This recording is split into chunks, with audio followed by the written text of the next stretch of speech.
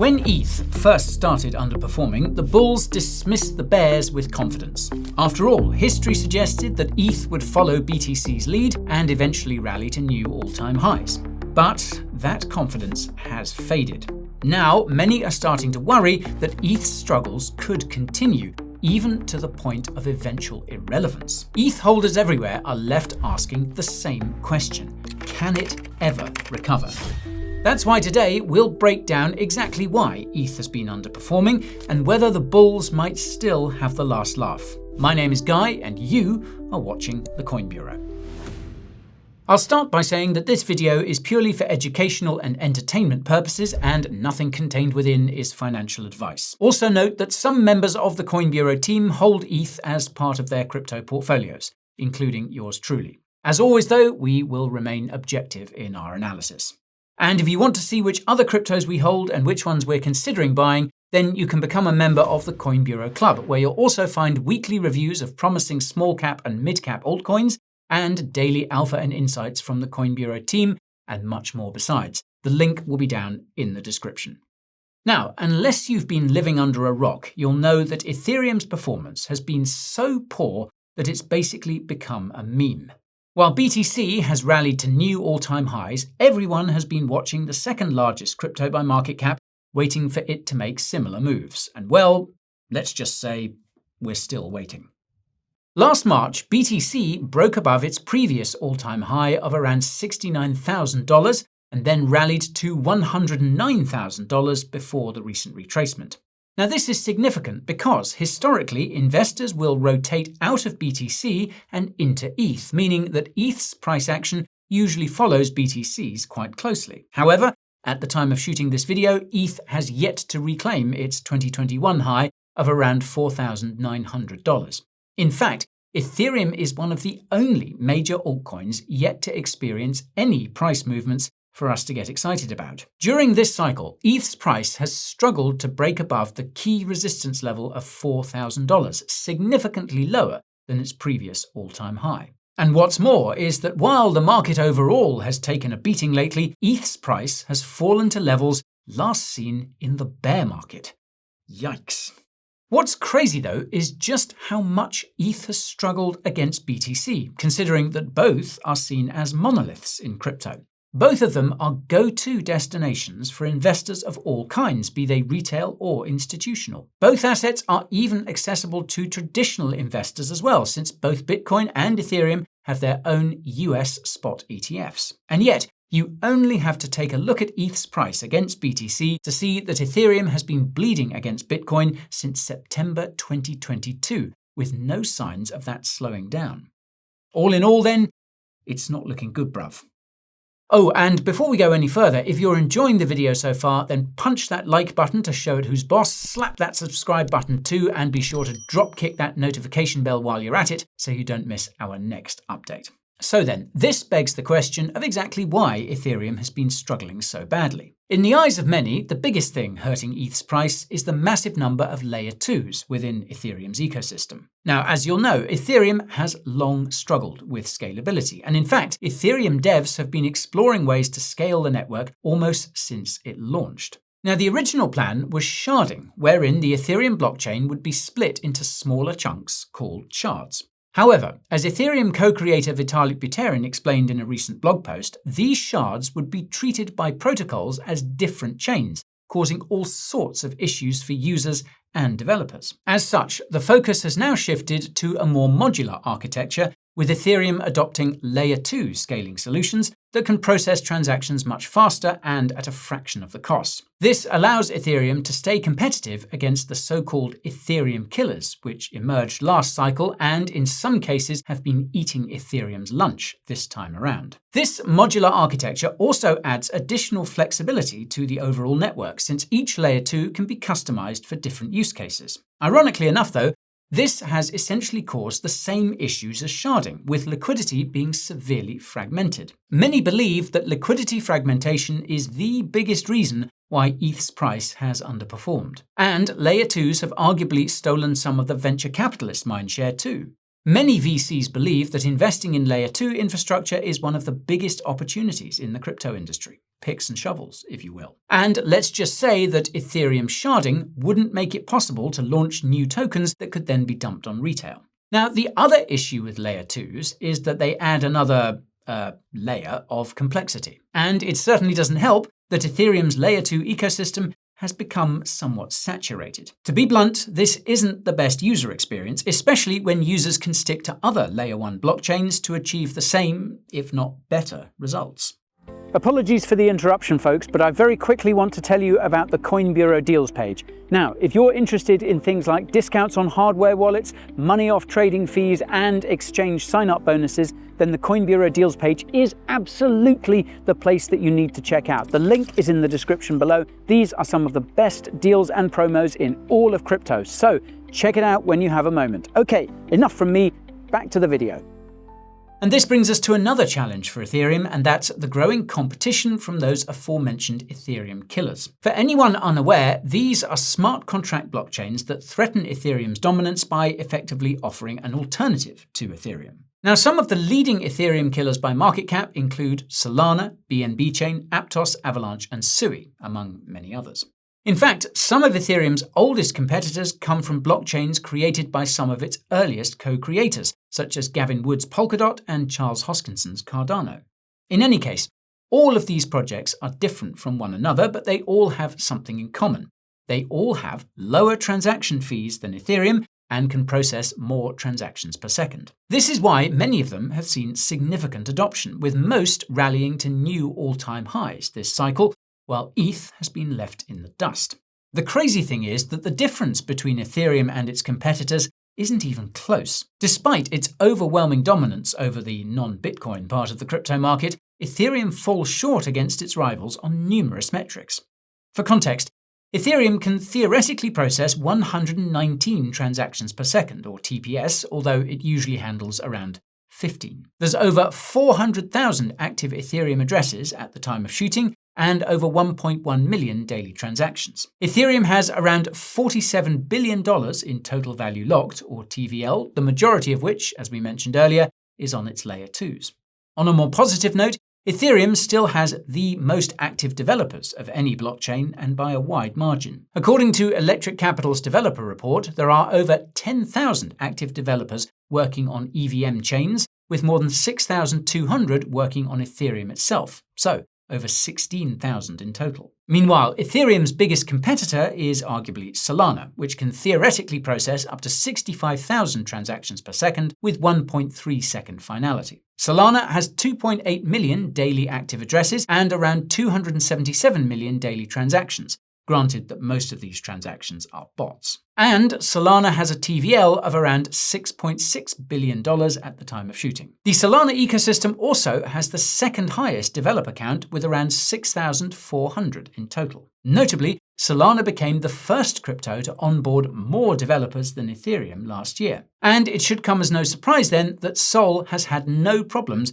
rallying to a new all-time high, reaching $294 in January of this year. Another example is Binance's BNB chain, which can theoretically hit 2,222 transactions per second.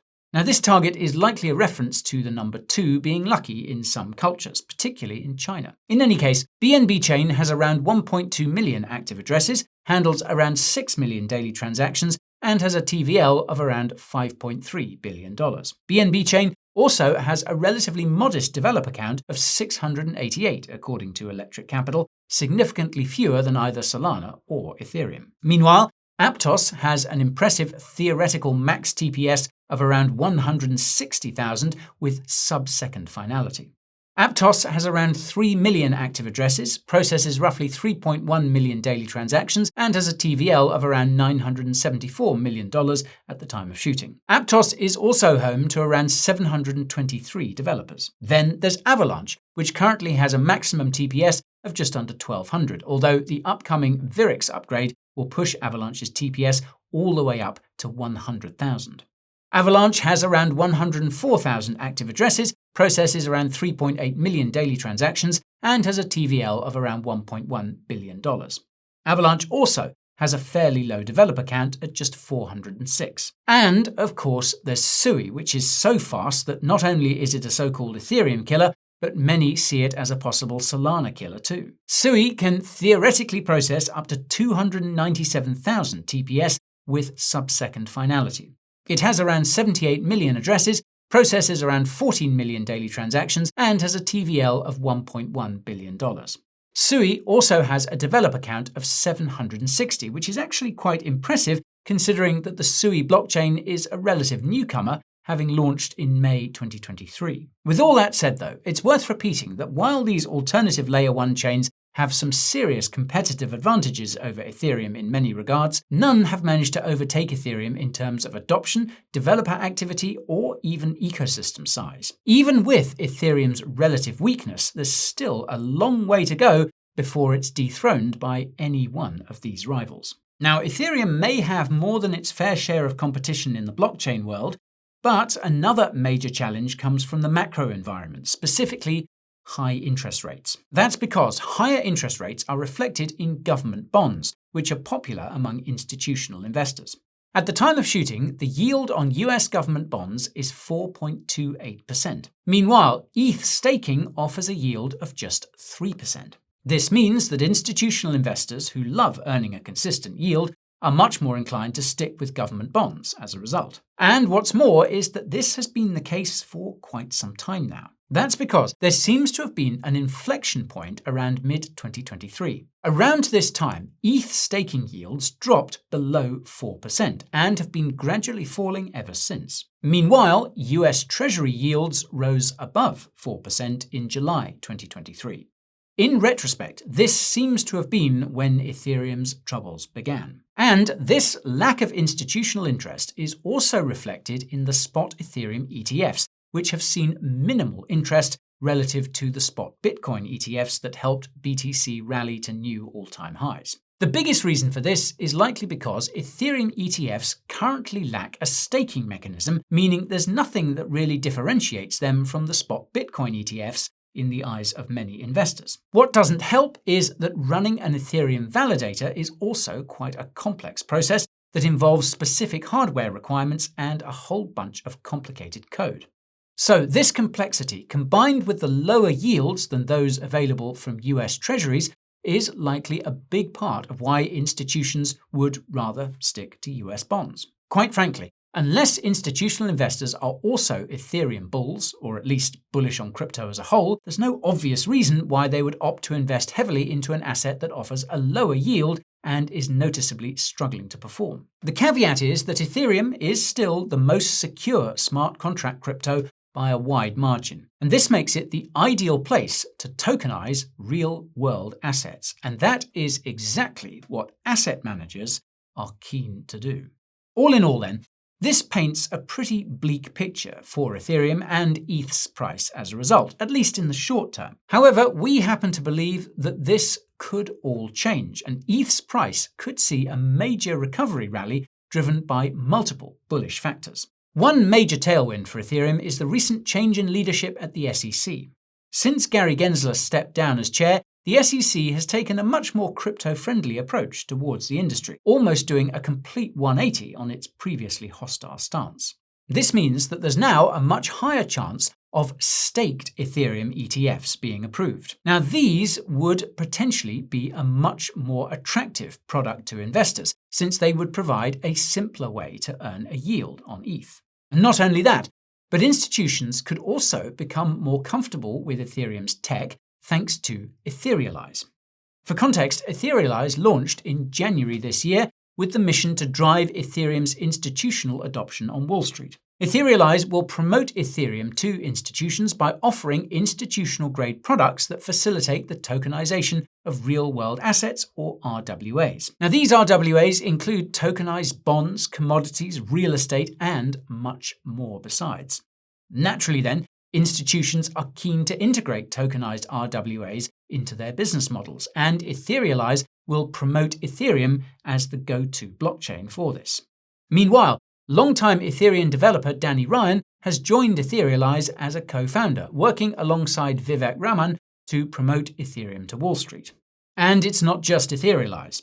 You may have seen that recently the Ethereum Foundation had a change in leadership, which will likely benefit both the foundation itself and Etherealize. Stepping in to lead the foundation is Cao Wei Wang, one of its core researchers, and Thomas Stanchak, the CEO of Nethermind, one of Ethereum's largest execution clients. Notably, both have backgrounds in TradFi.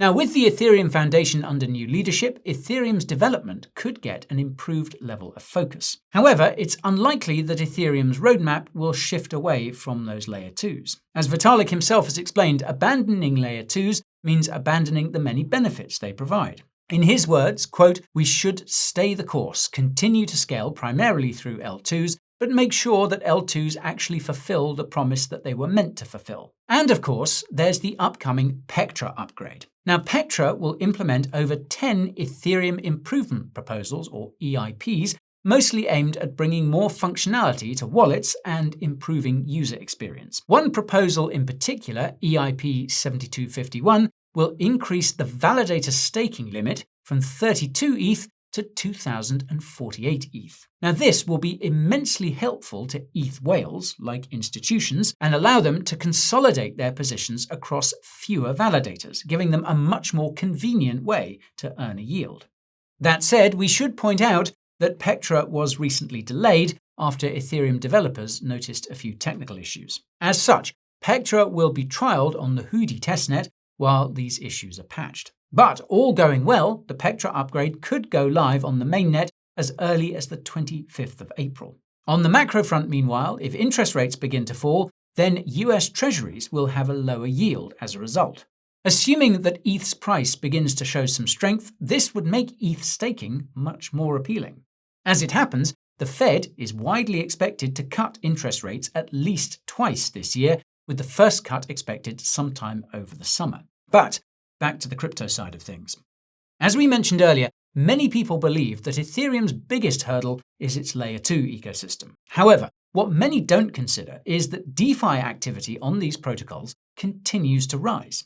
So, while ETH isn't necessarily being used for fees, it is being used more frequently as collateral and as a trading pair. In other words, the demand for ETH is still very much there, just perhaps not in the ways that you might expect. Ultimately, though, this demand could translate to ETH's price rising as these Layer 2s gain adoption. So, while ETH's chart may be painful to look at right now, especially against BTC, the bullish momentum building behind Ethereum suggests that better times may yet lie ahead. Let's just hope that's the case because, well, quite often it's felt like they couldn't get any worse, could they? Okay, folks, if you enjoyed today's video, give it a boost by smashing those like and subscribe buttons. Don't forget to turn on those notifications too so you don't miss our next one. And if you want to learn more about Etherealize, you can check out our video on it right over here. And if you want to see how Ethereum fares against Solana, you can check out our comparison video right here. Okay, thank you all so much for watching, and we'll see you in the next one. This is Guy, signing off.